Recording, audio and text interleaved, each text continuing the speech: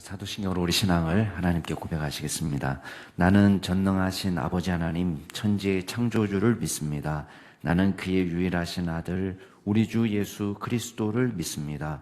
그는 성령으로 잉태되어 동정녀 마리아에게서 나시고 본디오 빌라도에게 고난을 받아 십자가에 못 박혀 죽으시고 장사된 지 사흘 만에 죽은 자 가운데서 다시 살아나셨으며 하늘에 오르시어 전능하신 아버지 하나님 우편에 앉아 계시다가 거기로부터 살아있는 자와 죽은 자를 심판으로 오십니다.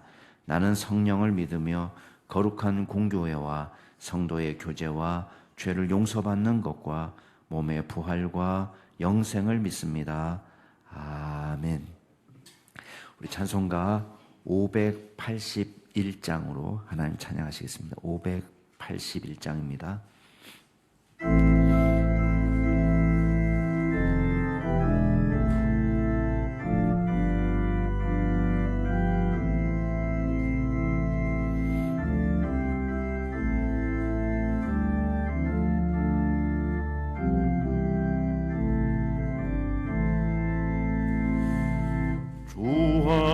하나님 이 나라를 지켜주시고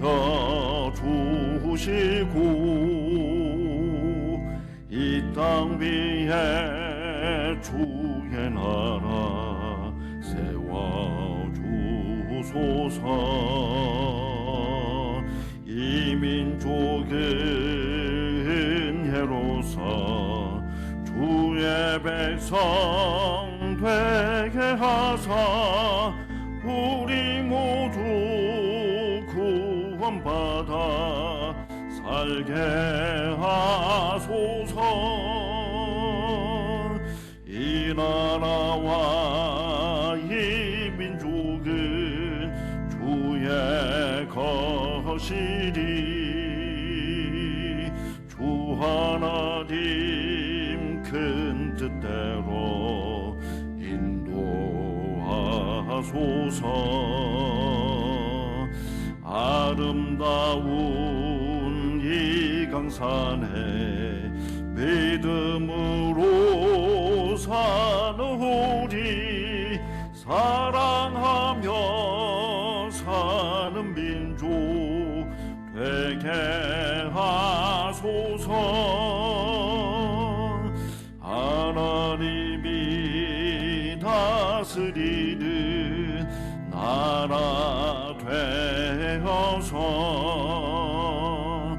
하늘에는 영광이요 땅에는 평화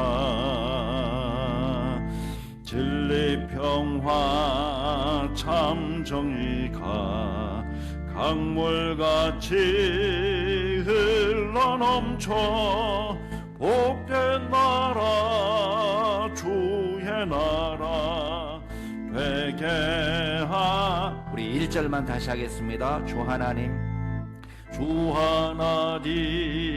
이 나라를 지켜주시고 이 땅 위에 주의 나라 세워주소서. 이 민족은 은혜로서 주의 백성 되게 하사 우리 모두 구원받아 살게 하소서. 아멘. 오늘 하나님께서 저희에게 주시는 말씀은 신명기 16장 18절에서 17장 13절 말씀까지 한 절씩 교독하겠습니다. 16장 18절부터 17장 13절까지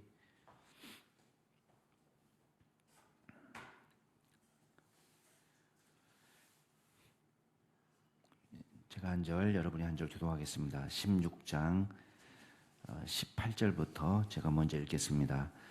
내 하나님 여호와께서 내게 주시는 각 성에서 내 지파를 따라 재판장들과 지도자들을 둘 것이요 그들은 공의로 백성을 재판할 것이니라.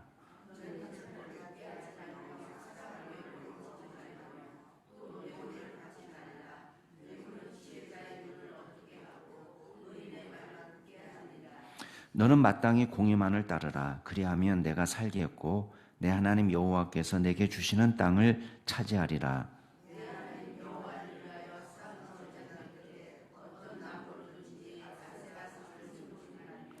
자기를 위하여 주상을 세우지 말라. 내 하나님 여호와께서 미워하시느니라.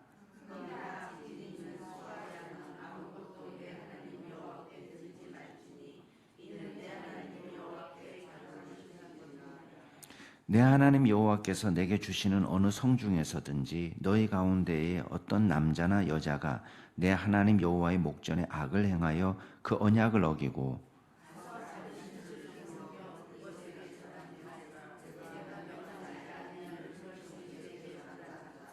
그것이 내게 알려짐으로 내가 듣거든 자세히 조사해 볼지니 만일 그 일과 말이 확실하여 이스라엘 중에 이런 가증한 일을 행함이 있으면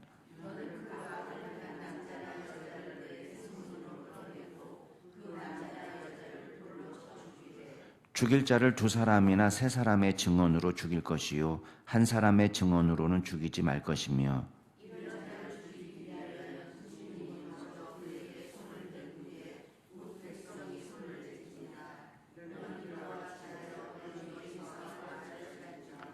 내 성 중에서 서로 피를 흘렸거나 다투었거나 구타하였거나 서로 간에 고소하여 내가 판결하기 어려운 일이 생기거든 너는 일어나 내 하나님 여호와께서 택하실 곳으로 올라가서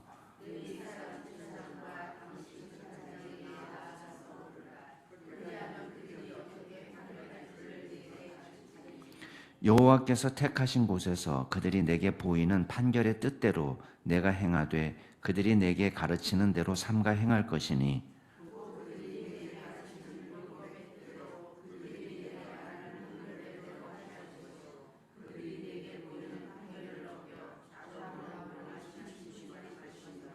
사람이 만일 무법하게 행하고 내 하나님 여호와 앞에 서서 섬기는 제사장이나 재판장에게 듣지 아니하거든 그 사람을 죽여 이스라엘 중에서 악을 제하여 버리라.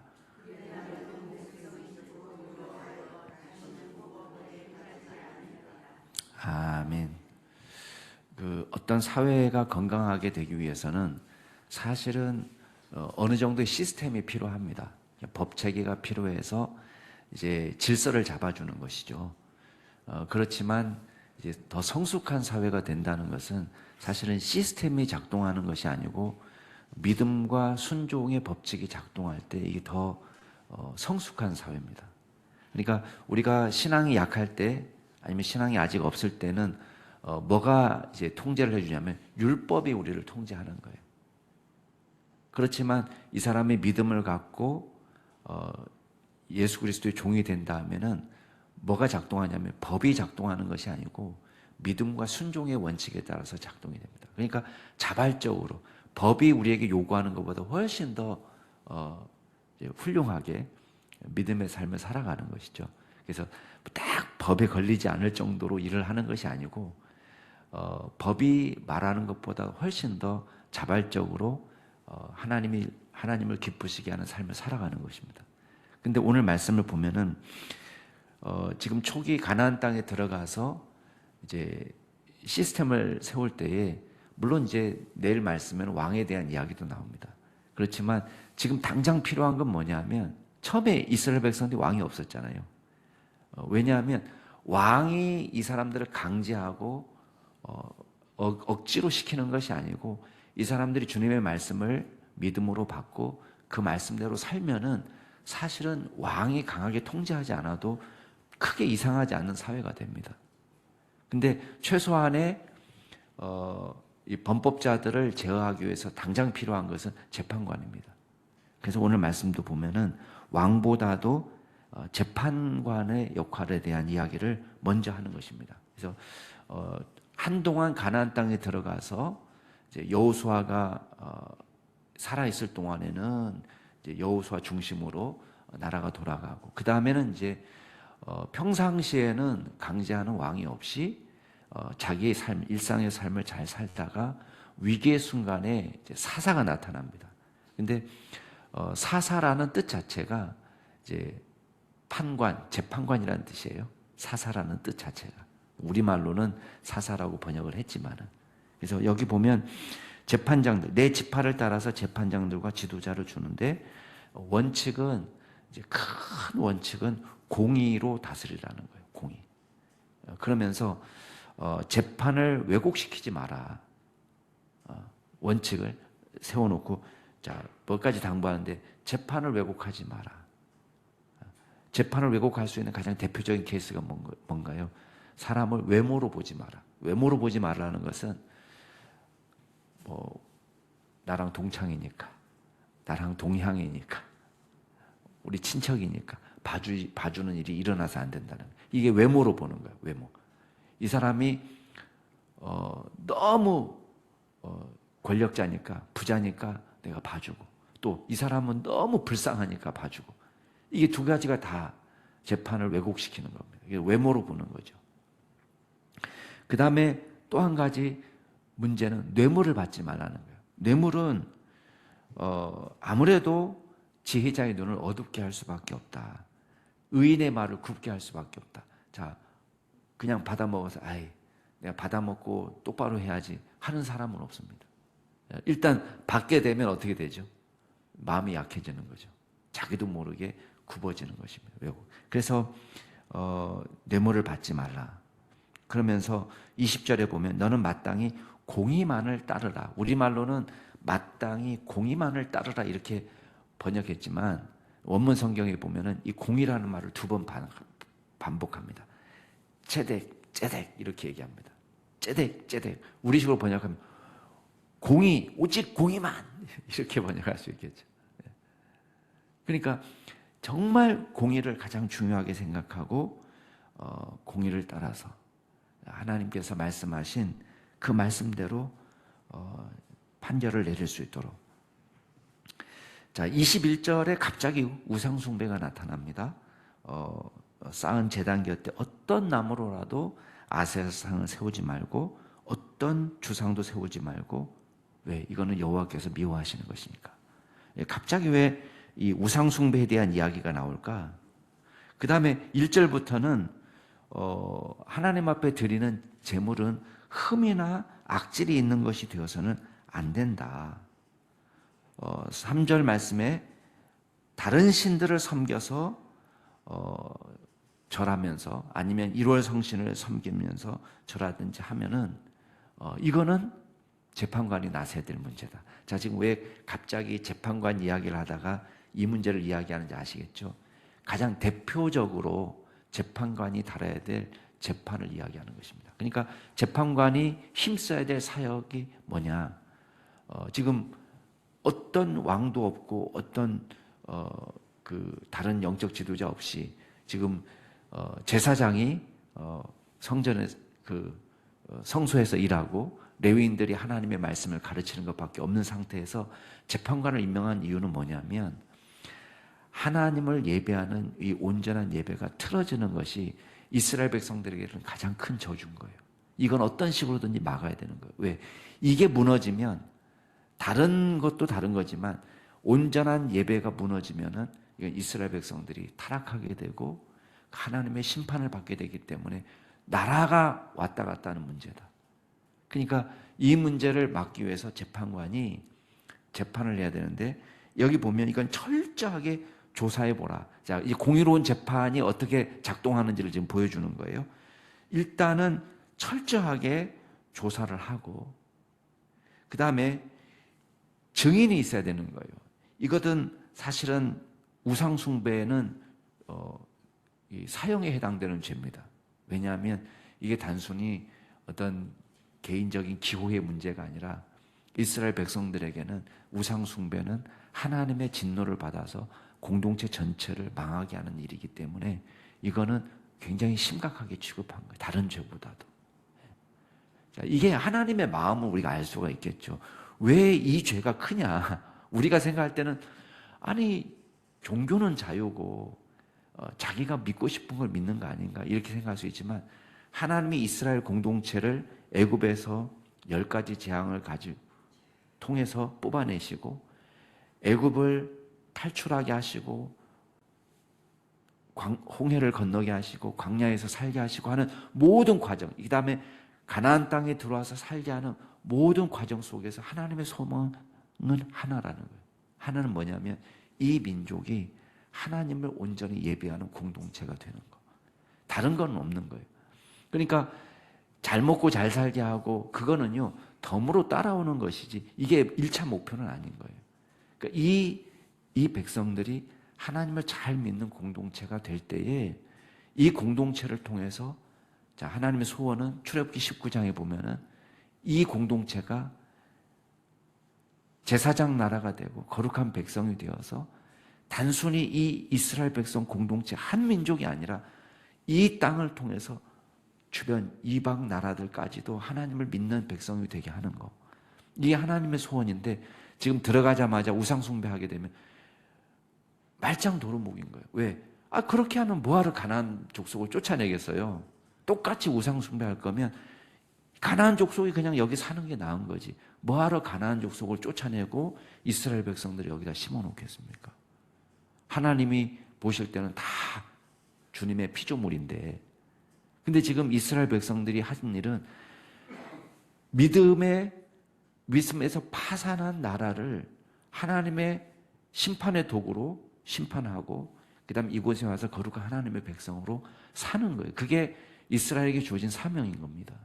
근데 그거를 지금 못하고 있으니까 이거는 아주 심각한 범죄로 취급을 하는 거예요. 그래서 이거를 처형하되 단 조건이 있어요. 아까 얘기했잖아요. 공의로만 해야 된다. 근데 어떤 사람들이 와가지고 이 사람 너무 미워요. 너무 미우니까 없는 말을 지어낸 거예요. 이 사람 우상숭배하는데 봤다.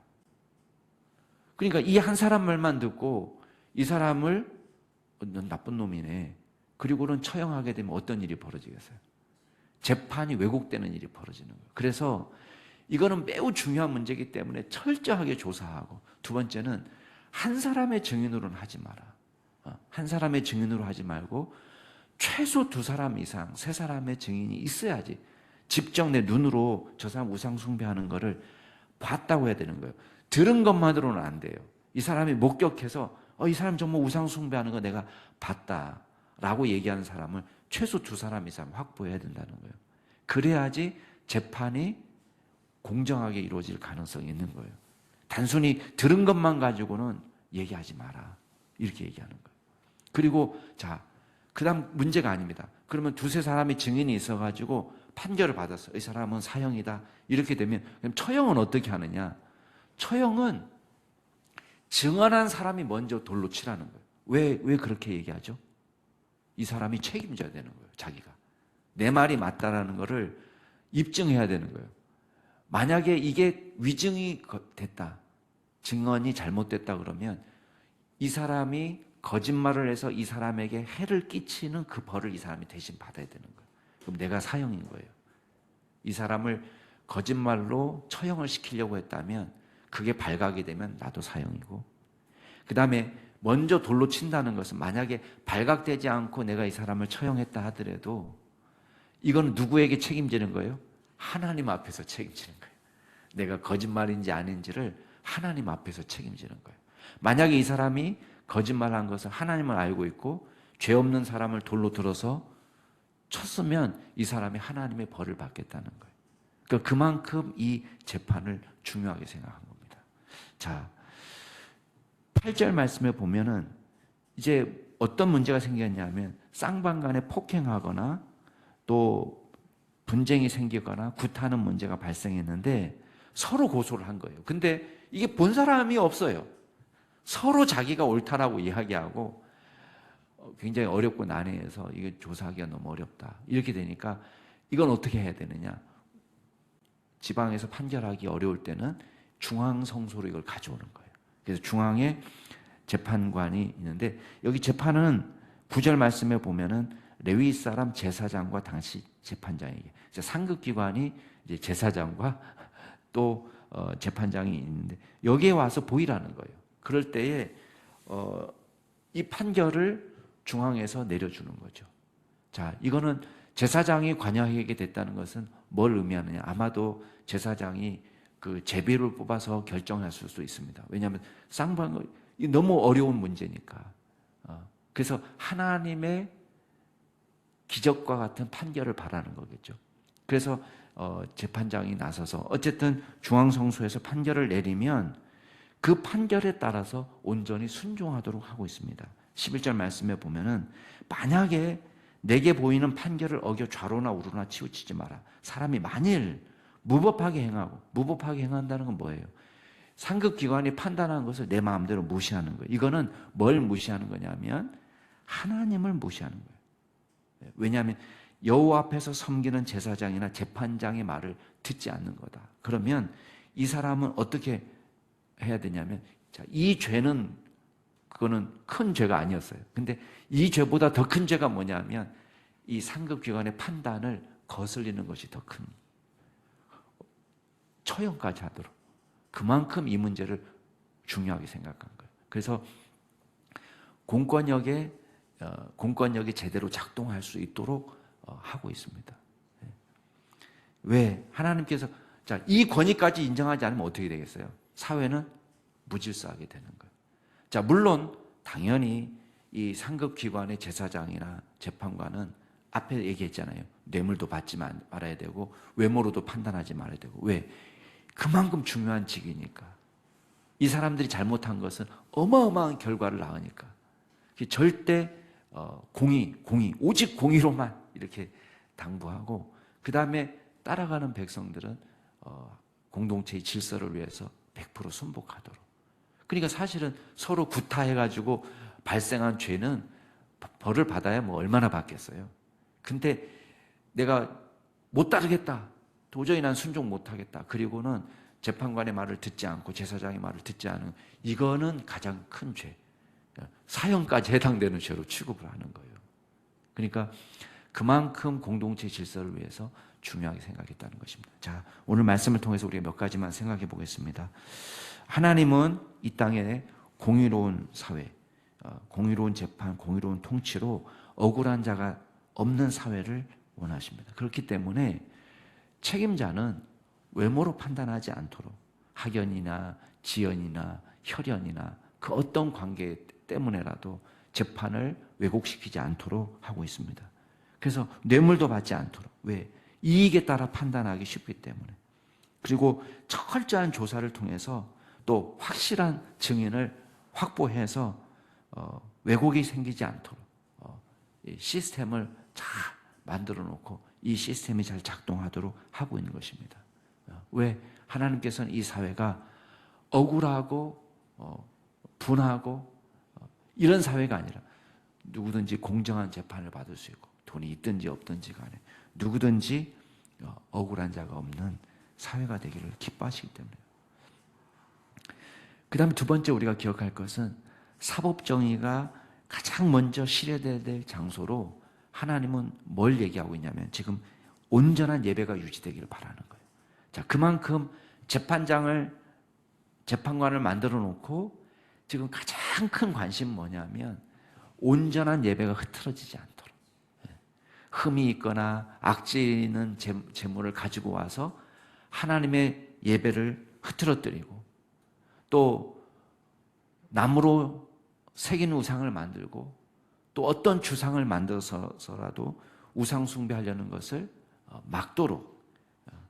그래서 아무리 가까운 지인이라도, 아무리 내 친척이라도, 아무리 우리 동창이라도, 아무리 하나님을 욕되게 하는 일에 대해서는 철저한 단죄가 이루어지도록 사법 시스템이 작동하도록 이걸 만들어 놓고 있는 거예요. 그러니까 그만큼 하나님 우리에게 주님을 온전히 예배하는 거룩한 공동체가 되기를 기뻐하신다는 것입니다. 물론 오늘날에는 이 법이 대한민국에서는 작동하지 않습니다. 대한민국은 세속사회고 이 법이 대한민국에 적용하지도 않고, 물론 가나안 땅에도 이스라엘 백성들도 이 법을 제대로 사실 적용을 못했습니다. 그러니까 이거는 이 시민법으로 이제 우리 신약시대의 성도들은 이거를 문자적으로 적용하지 않지만 우리가 여기 율법의 정신을 배워야 된다고 그랬죠. 율법의 정신, 하나님의 마음을 우리가 배우는 거예요. 그래서 하나님이 뭘 정말 중요하게 생각하는지를 우리가 배워야 됩니다. 자, 세 번째는 하나님은 질서의 하나님이에요. 그래서 상급기관에 온전히 복종하도록 하고 있습니다. 정당한 권위를요, 하나님께서 부여하시고 하나님께서 인정하시는 거예요. 물론 상급기관이 완전하지 않습니다. 지도자가 완전하지 않습니다. 재판관도 완전하지 않습니다. 그러나 그거는 하나님께서 그들에게 물으시는 책임이에요. 저와 여러분이 해야 될 사명은 뭐냐면 권위를 인정하고 그 권위에 잘 복종하고 따르는 것이 우리가 해야 될 일입니다. 왜? 이게 정상적으로 작동하는 것을 기본 전제로 하는 거예요. 물론 이 시스템에 우리가 저항해야 될 때가 있습니다. 그때는 뭐냐면 하나님의 법에 저촉될 때, 하나님을 온전히 예배하는 일에 반대가 될 때, 만약에 상급 통치자가 우상 숭배를 조장할 때 우리는 그걸 거부하는 거예요. 또 상급 통치자가 예수 믿는 것을 핍박할 때 우리는 그 핍박을 견디고 우리는 반대하면서 그래도 우리 예수를 믿는 거예요. 상급기관이 예수 믿지 말라고 해서 우리는 질서에 복종해야 되니까 믿지 않는다. 이건 아닙니다. 그래서 우리가 베드로가 보여준 그 있잖아요. 하나님의 말을 따르는 것과 인간의 말을 따르는 것 중에 어느 것이 옳은가 판단해보라 이렇게 얘기하잖아요. 그래서 우리가 질서를 유지하되 우리가 질서를 어겨야 될 유일한 예외 조건은 하나님의 말씀에 반할 때, 하나님의 명령에 반할 때, 그럴 때에 우리가 얼마든지 반할 수 있습니다. 그러나 기본적으로는 우리가 권위의 질서에 복종하고 따라가는 것이 하나님께서 이 사회를 건강하게 만드시도록 만들어 놓은 주님이 인정하시는 권위와 시스템에 복종하는 것이다. 자, 오늘 말씀을 생각하시면서 함께 기도하겠습니다. 먼저 이 나라를 위해서 기도하실 때에 정의와 공의가 넘치는 나라가 되게 하시고 특별히 하나님을 잘 섬기는 믿음의 나라가 될 수 있도록 도와달라고 기도하시길 바라고요. 두 번째 기도하실 때는 북한의 위협 속에서 이 땅을 평화롭게 지켜주시도록 기도해 주시고 북한 땅이 하루속히 자유와 평화의 땅, 복음의 땅이 될 수 있도록 위해서 기도해 주시고 우리 마지막으로 우리 청년부 수련회를 위해서 기도하실 때 우리 자녀들을 특별히 하나님께서 보살펴 주시고 주 예수 그리스도의 은혜로 거듭나서 성령의 사람이 될 수 있도록 위해서 기도해 주시기 바랍니다. 오늘 말씀을 생각하시면서 이 나라를 위해서 또 우리 평화와 북한 땅을 위해서 또 청년부 수련회를 위해서 같이 동성으로 기도하시겠습니다. 존귀하신 하나님 아버지, 하나님께서 이 나라를 사랑으로 돌봐주시고 인도하여 주시니 감사드립니다. 주여, 주님께서 이 땅을 정의로운 땅, 공의로운 땅으로 주여 바꿔 주시옵소서. 하나님 세우신 통치자들과 또 세우신 재판자들에게 주님께서 친히 같이하여 주옵소서. 세우신 권위가 제대로 작동할 수 있도록 은혜를 더하여 주옵소서. 이 사회에 정말 억울하게 피해를 받는 사람이 없도록 도와주시옵소서. 하나님 정의가 살아있는 나라가 되게 하셔서 주님 피해를 입은 사람이 보상을 받고 또 억울하게 피해자가 된 사람이 주님 정의를 주님께서 온전히 세워주셔서 범죄한 자가 주님 벌을 받는 공의로운 사회가 될 수 있도록 도와주시고 또 억울하게 누명을 쓰고 또 잘못되는 사람이 없도록 주님께서 역사하여 주시옵소서. 하나님 이 사회 가운데 온전히 공의가 정의가 차고 넘치도록 역사하여 주옵소서. 또한 북한의 연일 위협 가운데 주여 이 땅에 평화가 필요합니다. 주님의 도우심이 절대적으로 필요합니다. 이 땅 가운데 6.25의 가장 큰 위험 가운데 있다고 사람들이 평가하고 있습니다. 그러나 하나님 이 땅에 온전히 평화를 주시는 분은 하나님이십니다. 주님께서 이 땅을 보살펴 주시고 인도하여 주옵소서. 우리의 일상이 존중받을 수 있도록 주님께서 인도하여 주옵소서. 하나님께서 은혜 베풀어 주옵소서. 북한 땅에도 자유가 있게 하여 주시고 하루속히 주님 해방되어 그곳에서 마음껏 주님을 찬양하고 예배하는 날이 올 수 있도록 도와주시고 자유롭게 왕래하는 날이 올 수 있도록 도와주시고 아버지 하나님 그 땅 가운데 진실로 주님께서 함께하여 주셔서 하나님, 수많은 사람들이 억울하게 정치범 수용소에서 고통을 당하고 있습니다. 인간 이하의 대접을 받으면서 하나님 생명의 위협을 받고 있습니다. 아버지, 주님께서 불쌍히 여겨 주시옵소서. 하나님, 청년부 수련회 가운데 함께 하옵소서. 우리 청년부, 우리 믿음의 어린 자녀들이 주님의 은혜 가운데 예수를 믿고 거듭나서 성령의 사람이 되게 하여 주시고, 주님 앞에 기도함으로 나아가게 하시고, 어렵고 혼탁한 이 시기 속에서 주님만 바라보고 나아가는 믿음의 종들이 될 수 있도록 주여 인도하여 주시옵소서. 인도하시는 신병헌 목사님에게 하나님께서 능력의 능력을 더하여 주옵소서. 성령으로 충만하게 하여 주옵소서. 말씀으로 충만하게 하여 주옵소서. 하나님, 뜨겁게 기도하게 하여 주옵소서. 하나님, 무릎으로 주님 앞에 나아갈 때 하나님께서 들어 응답하여 주시고, 우리 청년부에 놀라운 영적 부흥의 시대가 올 수 있도록 주님께서 인도하여 주옵소서. 하나님께서 친히 우리 청년부 한 사람 한 사람을 기억하여 주시고, 주님, 구주로 영접하는 기적의 역사가 나타나게 하여 주시고, 주여 이 어려운 시대에 청년부에 놀라운 부흥의 계절이 오는 2024년 한 해가 될 수 있도록 주님께서 역사하여 주시옵소서. 감사드립니다. 오고 가는 발걸음도 안전하게 지켜주옵소서.